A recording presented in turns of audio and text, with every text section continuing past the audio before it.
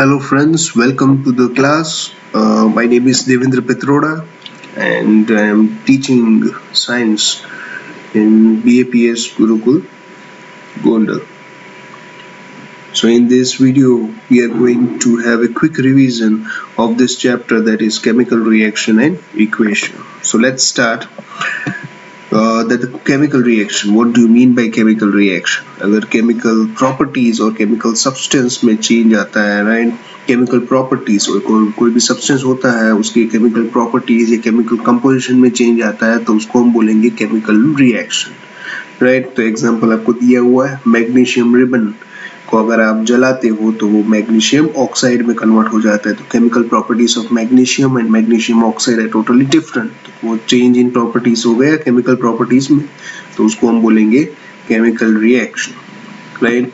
Next is how do we identify a chemical reaction. आप कैसे कह सकते हो कि केमिकल रिएक्शन हुआ है. देयर आर 4 पैरामीटर्स, राइट, जिसको आप देख के बता सकते हो केमिकल रिएक्शन हुआ है कि नहीं हुआ है. तो सबसे पहला है change in state. Change in state मतलब फिजिकल स्टेट में चेंज आना, दैट इज सॉलिड, लिक्विड और गैस, राइट. अगर रिएक्टेंट के सॉलिड, लिक्विड और गैसेस में चेंज आते हैं तो उसको हम बोलेंगे कि केमिकल रिएक्शन हुआ है. चेंज इन कलर, अगर सब्सटेंस के कलर में चेंज होता है तब भी आप कह सकते हो कि केमिकल रिएक्शन हुआ है, right. Evolution of A gas, अगर कोई भी चीज आप केमिकली रिएक्ट करवाते हो और उसमें से गैस प्रोड्यूस होता है तो उसको हम बोलेंगे केमिकल रिएक्शन हो गया है, right. Change in temperature, right. Test tube, beaker या फ्लास्क जिसमें भी आप सब्सटेंस मिला रहे हो और उसका टेम्परेचर चेंज हो जाता है, वो ठंडा या गर्म हो जाता है, तो उसको आप बोलोगे केमिकल रिएक्शन हो चुकी है. सही है. तो दिस आर द 4 पैरामीटर्स जिससे आपको पता चल जाएगा केमिकल रिएक्शन हुई है या नहीं, राइट. केमिकल रिएक्शन का एक सबसे इम्पोर्टेंट लॉ होता है, that is law of conservation of mass, right. This law was introduced by scientist named Antoine Lavoisier. You have already heard this name in standard 9, right. Antoine Lavoisier. So according to this law, right, mass can neither be created nor be destroyed. Mass means atoms. Atoms किसके? Elements के, right. So during a chemical reaction, the atoms of each of the element remain same, right. तो reactant से पहले जितने atom थे उतने ही reactant के बाद भी आपको मिलने चाहिए. This is the law of conservation of mass, right. The mass before the chemical reaction is equal to the mass after the chemical reaction. सही है. Okay. Chemical equation मतलब it is the simplest representation of chemical reaction. अगर chemical reaction को आप simple mathematically आप represent करना चाहते हो आसानी से, बहुत सारी information easy to understand, simplest way अगर रिप्रेजेंट करना चाहते हो, that is chemical equation. Chemical equation में रिएक्टेंट होते हैं, जो सब्सटेंस केमिकल रिएक्शन के पहले होते हैं, दे आर कॉल्ड रिएक्टेंट्स, और जो सब्सटेंस केमिकल रिएक्शन के बाद अपने को मिलते हैं, they are called products, right. तो केमिकल रिएक्शन रिप्रेजेंट होती है एरो से, राइट. एरो के लेफ्ट हैंड साइड क्या होगा? रिएक्टेंट. राइट हैंड साइड क्या होगा? प्रोडक्ट. और this reactant and product are separated from each other individually by a plus sign, right. One example of chemical equation, right. Mg plus O2 gives MgO. तो अगर आप count करो LHS मतलब Mg plus O2 that is reactant, RHS that is MgO that is product. तो अगर reactant में magnesium count करो तो 1 है, प्रोडक्ट में ही 1 है. ऑक्सीजन रिएक्टेंट में 2 है, O2, प्रोडक्ट में कितना है? 1, राइट. तो अनबैलेंस ऑफ एटम्स, राइट. तो ऑक्सीजन 2 है रिएक्टेंट में, प्रोडक्ट में 1 ही है, तो 1 ऑक्सीजन कहीं चला गया. But according to law of conservation of mass can neither be created nor be destroyed. तो ऑक्सीजन कहीं जा नहीं सकता, सही ना। तो ऐसी इक्वेशन जो बैलेंस ना हो, राइट, तो उसको हम क्या बोलेंगे, स्केलेटल केमिकल रिएक्शन। फिर हमको क्या करना पड़ता है, उसको बैलेंस करना पड़ता है, सही है ना। और बैलेंस क्यों करना पड़ता है, क्योंकि according to law of conservation of energy, mass, law of conservation of mass can neither be created nor be destroyed. तो जितना ऑक्सीजन रिएक्टेंट में है उतना ऑक्सीजन हमको प्रोडक्ट में मिलना चाहिए, सही ना। वो ऑक्सीजन गायब नहीं हो सकता, एक ऑक्सीजन कम नहीं हो सकता कभी भी, राइट। तो वो बैलेंसिंग जरूरी होता है, राइट। और बैलेंसिंग से ही हमको पता चलता है कि अगर हम जैसे आप खाना पकाते हो तो आपके पास इंग्रेडिएंट्स तो सारे हैं, लेकिन कितना इंग्रेडिएंट्स, कितना, कौन सा इंग्रेडिएंट्स कितना डालना है वो आपको पता ना हो, राइट। पानी कितना डालना है, आटा कितना डालना है, शुगर कितना डालना है, अगर वो आपको पता ना हो तो आप बना नहीं सकते ना, राइट। जो चीज आपको बनानी है वो ठीक से नहीं बनेगी। तो उसी तरह अगर बैलेंस नहीं है तो आपको कॉन्सेंट्रेशन नहीं पता चलेगा कि कितना डालना है, कितना आप ऑक्सीजन मिलाओगे या कितना मैग्नीशियम रखोगे तो आपको MgO मिलेगा। वो हमको बैलेंस करने के बाद ही पता चलता है, सही है। तो that's why balancing of chemical reaction is that much important. Moving on to the next, balancing, दोनों साइड सेम कर दो, रिएक्टेंट और प्रोडक्ट के हर एक एटम को सेम कर दो। हाइड्रोजन जितने हैं उतने ही हाइड्रोजन रिएक्टेंट और प्रोडक्ट दोनों साइड सेम होने चाहिए। क्लोरीन जितने रिएक्टेंट में है उतने ही प्रोडक्ट में होने चाहिए, तभी आप बैलेंस केमिकल इक्वेशन कह सकते हो, राइट। तो केमिकल इक्वेशन जो होती है उसमें रिएक्टेंट और प्रोडक्ट तो आप लिखते ही हो, उसके साथ साथ फिजिकल स्टेट भी लिखते हो केमिकल रिएक्टेंट्स के या प्रोडक्ट के। अगर प्रोडक्ट या रिएक्टेंट, राइट, वो सॉलिड, लिक्विड या गैसेस में हो तो आप S, L, G respectively use करते हो, राइट। या फिर आप एक्वस सॉल्यूशन में होता है कोई चीज, right. Aqueous solution means water के साथ सॉल्यूशन में कोई चीज होती है तो AQ के साथ आप उसको रिप्रेजेंट कर सकते हो, राइट। तो वो फिजिकल स्टेट ऑफ रिएक्टेंट और प्रोडक्ट भी उसमें कई बार स्पेसिफाई किए जाते हैं, राइट।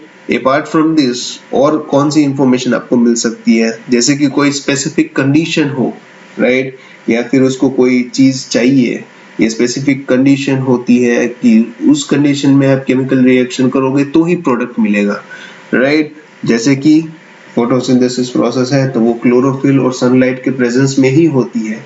तो क्लोरोफिल और सनलाइट, राइट, वो आपको इंफॉर्मेशन मिल जाती है बाय केमिकल इक्वेशन, राइट। तो आपको टेम्परेचर या प्रेशर या कैटालिस्ट मतलब ऐसी चीज जो केमिकल रिएक्शन में पार्ट नहीं लेती, राइट। वो केमिकल रिएक्शन में पार्ट नहीं लेती लेकिन वो केमिकल रिएक्शन को स्लो या फास्ट बना सकती है, राइट। केमिकल रिएक्शन की जो प्रोसेस है उसको फास्ट या स्लो कर सकती है, उसको कैटालिस्ट बोलते हैं, राइट। तो जो फोटोसिंथेसिस प्रोसेस है तो उसमें क्लोरोफिल है, वो आपका क्या है, कैटालिस्ट, सही है। तो ये सारी इंफॉर्मेशन अपने को केमिकल इक्वेशन से मिल सकती है। That's why chemical equation is very much important, right. तो केमिकल इक्वेशन में क्या हो जाता है, इजी टू अंडरस्टैंड हो जाता है कि कौन सी चीज मिला रहे हो, कौन सी चीज बन रही है, राइट, कौन से स्टेट में बन रही है, सही है। कौन कौन सी चीजें, राइट, अपार्ट फ्रॉम रिएक्टेंट और कौन सी कंडीशंस है जो फुलफिल होनी चाहिए, तो वो भी हमको केमिकल इक्वेशन से पता चल जाती है। Moving on to the next, that is types of reaction, right. तो सबसे पहला है कॉम्बिनेशन रिएक्शन, जिसमें आप देख सकते हो दो रिएक्टेंट है, दोनों मिलके क्या बना रहे हैं, एक प्रोडक्ट बना रहे हैं। डिकम्पोजिशन रिएक्शन है, राइट, जिसमें एक प्रोडक्ट है, वो एक रिएक्टेंट है, वो डिकम्पोज होके दो प्रोडक्ट में कन्वर्ट हो जाते हैं। डिस्प्लेसमेंट रिएक्शन है, जिसमें ज्यादा रिएक्टिव सब्सटेंस होता है, वो लेस रिएक्टिव सब्सटेंस को रिप्लेस कर देता है अपने कंपाउंड में से। डबल डिस्प्लेसमेंट रिएक्शन मतलब in which there is exchange of ions between two compounds, right. दो आयंस, एक देता है दूसरा ले लेता है, और गिव एंड टेक, राइट, दोनों आयंस जो हैं वो एक्सचेंज होते हैं एक दूसरे में, that is double displacement reaction. Now going into the brief, that is combination reaction, जिसमें हमने देखा कि दो रिएक्टेंट होते हैं, वो मिलके एक प्रोडक्ट बनाते हैं, that is called combination reaction. For example, calcium oxide reacts vigorously मतलब बहुत तेजी से वाटर के साथ रिएक्ट करके क्या प्रोड्यूस करता है, स्लैक्ड लाइम, और उसके साथ साथ large amount of heat is released. मतलब कैल्शियम ऑक्साइड मतलब CaO plus water means H2O gives CaOH twice,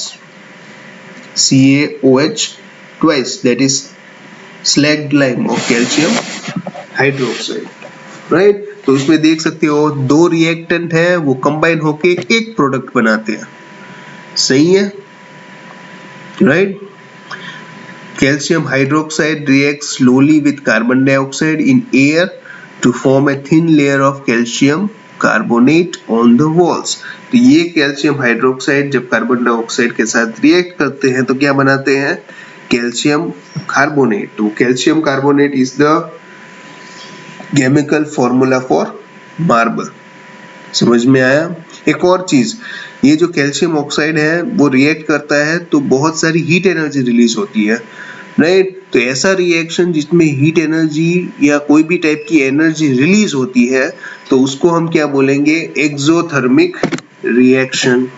Reaction in which heat is released along with the formation of product are called exothermic chemical reaction.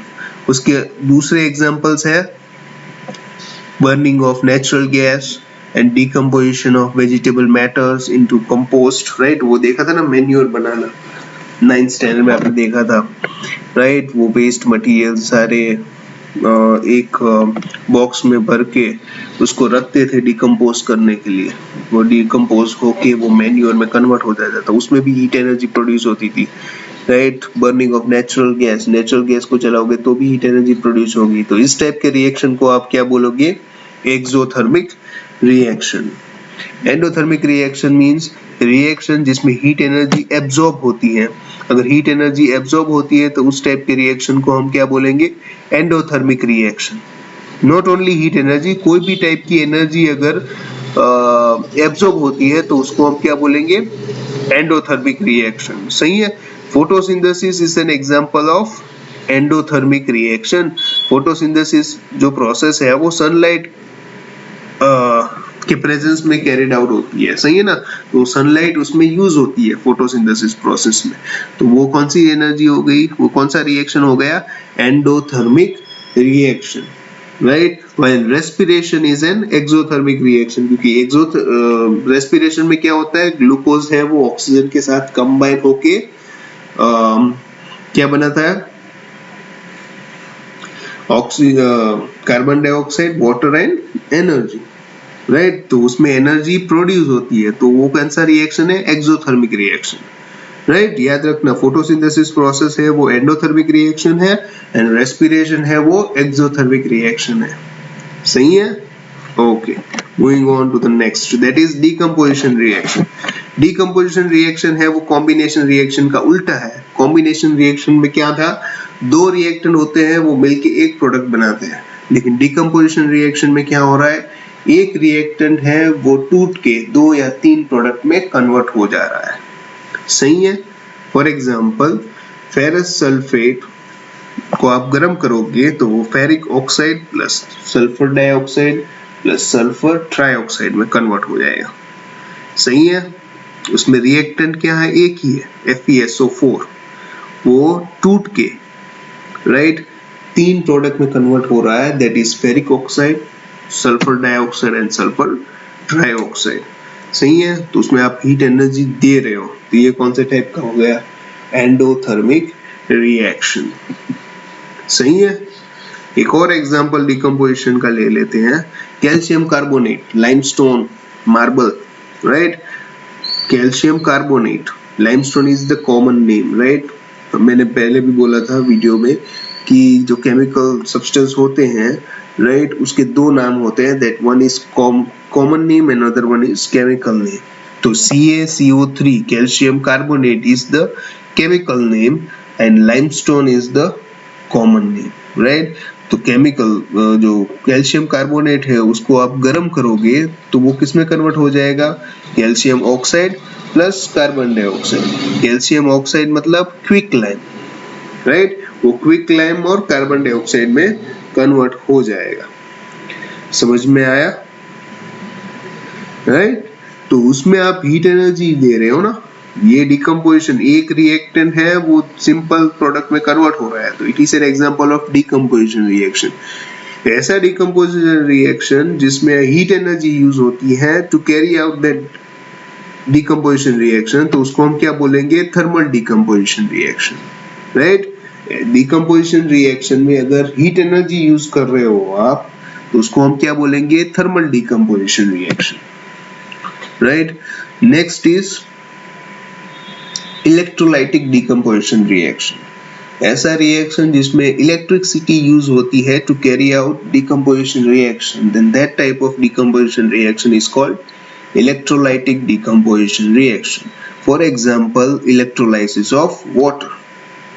Water होता है, उसमें से आप electricity pass करोगे तो वो हाइड्रोजन और ऑक्सीजन में डिवाइड हो जाएगा, कन्वर्ट हो जाएगा, राइट। मतलब H2O है वो सिंगल प्रोडक्ट है, वो रिएक्टेंट H2+O2 में कन्वर्ट हो जाएगा। रिएक्टेंट है वो H2O है और प्रोडक्ट आपका H2+O2, मींस दो प्रोडक्ट मिलता है, that is a decomposition reaction.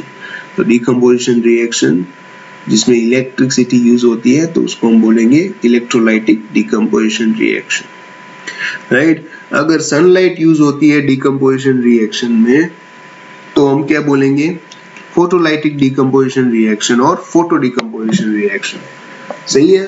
For example silver chloride. Silver chloride को अगर आप सनलाइट पे रखोगे तो वो सिल्वर मेटल और क्लोरीन गैस दोनों में कन्वर्ट हो जाएगा, राइट। तो it is an example of photolytic decomposition reaction. तो डिकम्पोजिशन रिएक्शन तीन टाइप के हैं, that is thermal decomposition reaction, electrolytic decomposition reaction and photolytic decomposition reaction, सही है।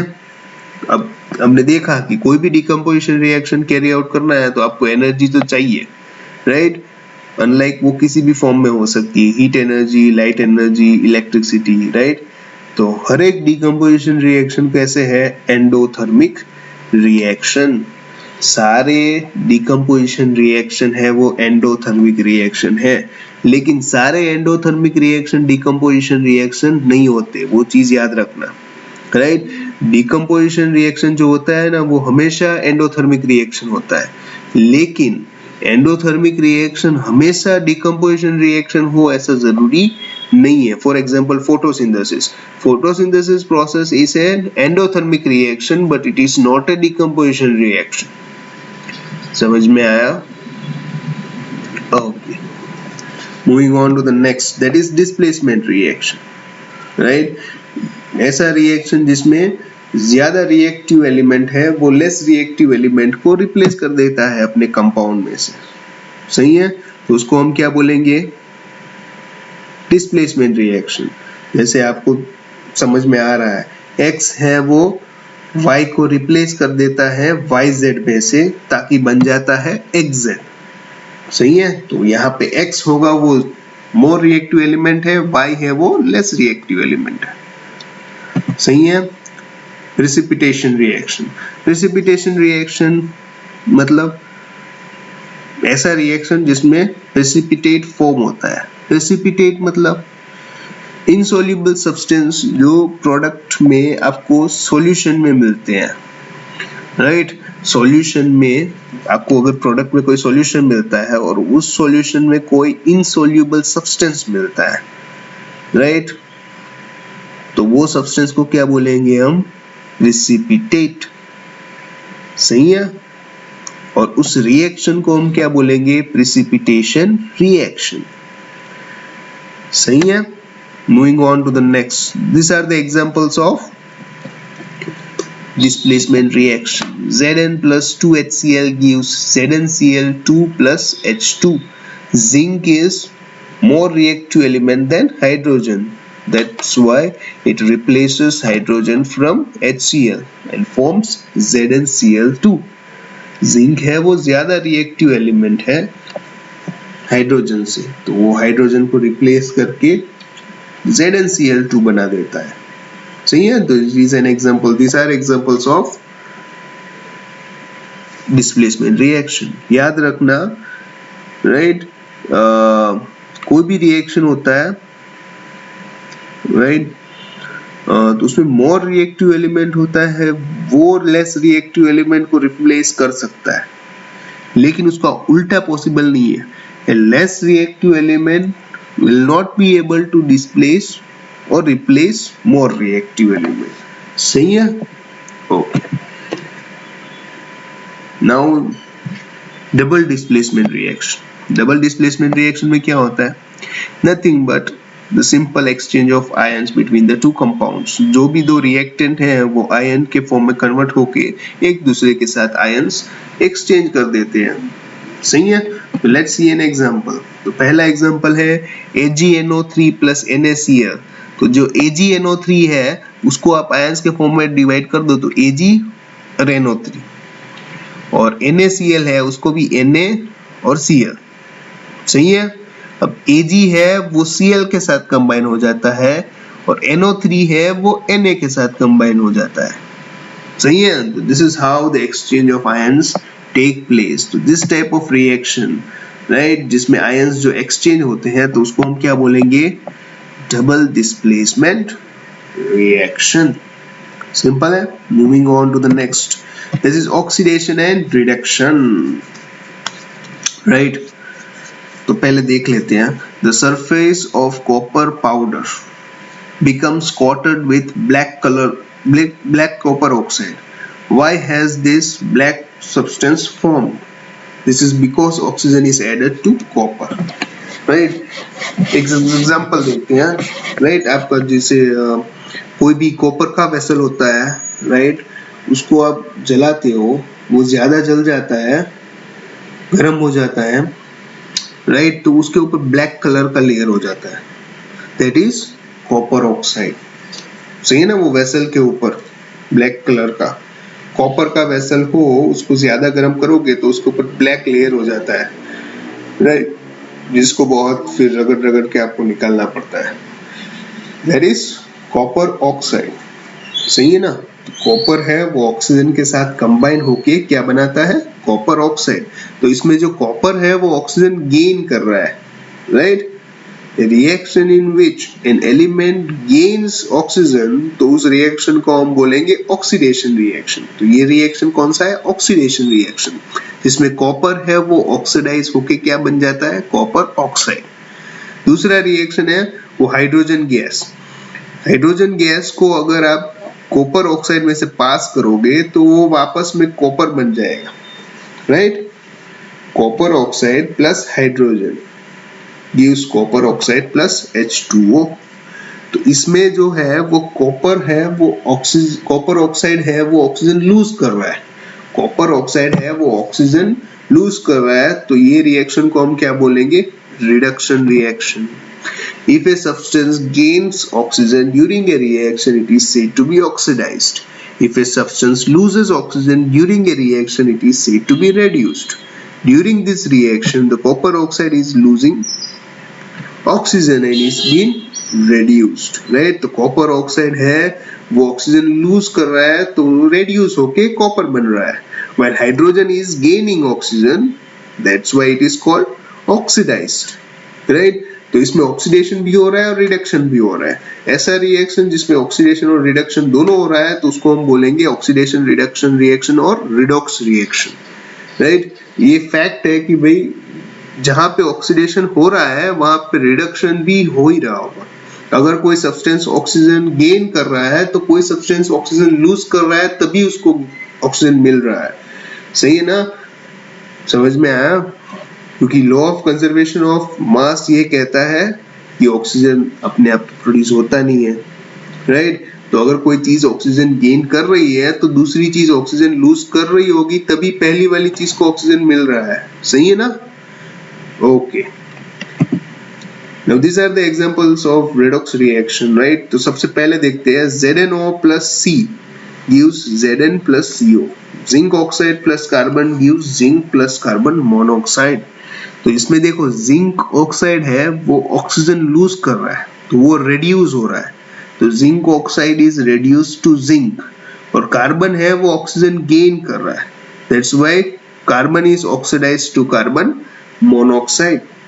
याद रखना ऑक्सीडेशन, ऑक्सीडाइज और रेड्यूस होना वो रिएक्टेंट हो सकते हैं, प्रोडक्ट नहीं, राइट। तो ZnO is reduced, not zinc is reduced। याद रखना ये बहुत बार गलती से हो जाता है कि अगर पूछा जाता है कि इस रिएक्शन में कौन ऑक्सीडाइज हो रहा है तो लिख देते हैं carbon oxide, carbon monoxide. No, carbon monoxide is not oxidise, carbon is oxidise to give carbon monoxide. समझ में आया, right. Next equation MnO2 plus 4HCl gives MnCl2 plus 2H2O plus Cl2। इसमें जो है MnO2 है वो ऑक्सीजन लूज कर रहा है तो ये वो रेड्यूस हो रहा है, MnO2 reduce to give MnCl2, right. और ऑक्सीडाइज कौन हो रहा है, HCl is oxidized to Cl2। समझ में आया नहीं? देखो ऑक्सीडेशन और रिडक्शन वो आप ऑक्सीजन से भी कह सकते हो और हाइड्रोजन से भी कह सकते हो। कैसे? जैसे ऑक्सीजन गेन करते हो तो उसको ऑक्सीडाइज कहते हैं ना, उसी तरह अगर हाइड्रोजन लूज करते हो तो भी उसको ऑक्सीडाइज कह सकते हैं। जैसे इस एग्जांपल में HCl है, HCl chlorine is losing hydrogen, HCl में से क्या बन गया Cl2, means chlorine is losing hydrogen. तो अगर लूज कर रहा है हाइड्रोजन तो उसको भी ऑक्सीडाइज कह सकते हो, राइट। गेन करता है ऑक्सीजन या लूज करता है हाइड्रोजन तो भी हम क्या बोल सकते हो, ऑक्सीडाइज। तो HCl है वो ऑक्सीडाइज हो जाता है Cl2 में से, Cl2 बन के। समझ में आया, राइट। तो a substance when gains oxygen or loses hydrogen it is said to be oxidized, and a substance when loses oxygen or gains hydrogen is said to be reduced। समझ में आ गया? Okay, moving on to the next, that is corrosion and rancidity। corrosion मतलब when a metal is comes in contact with moisture or acid, right, it reacts with it, and that reaction process or chemical reaction is called corrosion, right. For example, rusting of iron, right, coating on the silver or copper, right. It is an undesirable chemical reaction जो helpful नहीं है हमारे लिए, harmful है, right, जिसकी वजह से बहुत सारी monetary डिसएडवांटेजेस हो रहा है, वेस्ट ऑफ मनी हो रहा है, क्योंकि कार की बॉडीज, ब्रिजेस, शिप्स, राइट, वो हर साल बिगड़ जाती है बिकॉज ऑफ कोरोजन। कोरोजन की वजह से वो शाइनी फिनिश जो मेटल से मिलनी चाहिए वो अपने को मिलती नहीं है, राइट। टू प्रिवेंट कोरोजन लोगों क्या करते हैं कि उसके ऊपर पेंट कर देते हैं, कोई भी मेटल आयरन की चीज होती है उसके ऊपर पेंट कर देते हैं, तो वो क्या हो जाता है, आयरन को बाहर के एटमॉस्फेयर से कांटेक्ट में नहीं मिलता है तो वो रिएक्शन नहीं होता है, कोरोजन नहीं होता है। लेकिन वो पेंट थोड़े टाइम के लिए रहता है तो वो निकल जाने के बाद वापस से कोरोजन हो जाता है, राइट। लेकिन कई बार क्या करते हैं, गैल्वेनाइज कर देते हैं। गैल्वेनाइज्ड आयरन मतलब आयरन के ऊपर जिंक का लेयर डाल देते हैं, जिंक मेटल का लेयर, जिसकी वजह से क्या होता है, आयरन है वो कांटेक्ट में नहीं आता है एटमॉस्फेयर के और कोरोजन नहीं होता है, सही है। तो these are the ways to prevent corrosion. दूसरा है रेंसिडिटी। रेंसिडिटी किसको बोलते हैं, जब कोई भी ऑयली फूड होता है या फैट कंटेनिंग फूड होता है उसको आप बाहर एटमॉस्फेयर में रखते हो तो वो बिगड़ जाता है, उसकी स्मेल और टेस्ट चेंज हो जाते हैं, वो ऑक्सीडाइज हो जाता है, राइट। तो उसको हम क्या बोल लेते हैं, रेंसिडिटी, सही है ना। तो वो रेंसिडिटी अगर आपको कम करनी है तो कई बार एंटीऑक्सीडेंट खाने में मिलाए जाते हैं, राइट, जैसे कि ब्रेड वगैरह में एंटीऑक्सीडेंट्स डाले जाते हैं, right. Also this oily substance are packed such that air tight होते हैं, राइट। वो ज्यादा बाहर के एयर के साथ कंबाइन या कांटेक्ट में नहीं आते हैं, जिसकी वजह से ऑक्सीडेशन प्रोसेस बहुत कम हो जाती है, राइट। अपार्ट फ्रॉम दिस कई बार उसमें नाइट्रोजन या इनर्ट गैस भी भरे जाते हैं, जैसे कि आपकी चिप्स जो भी होती है, राइट। आप जो भी पोटैटो चिप्स खाते हो उसमें बहुत सारी हवा भरी होती है, राइट, गैस भरा होता है उसमें, कई बार नाइट्रोजन गैस भी भरा होता है, ताकि ऑक्सीडेशन प्रोसेस को स्लो किया जाए और आपके फूड को रेंसिड होने से बचा लिया जाए। सही है। So this was a quick revision of this chapter and I hope you all got it. और अगर कोई डाउट है तो आप अपने कमेंट सेक्शन में मेरे को बता सकते हैं, पूछ सकते हैं, राइट। और मैंने सॉल्यूशन की पीडीएफ भी भेजी है, आप वो भी देख लेना और क्वेश्चन आंसर लिखने स्टार्ट कर देना। Okay, till then thank you, मिलते हैं, बाय।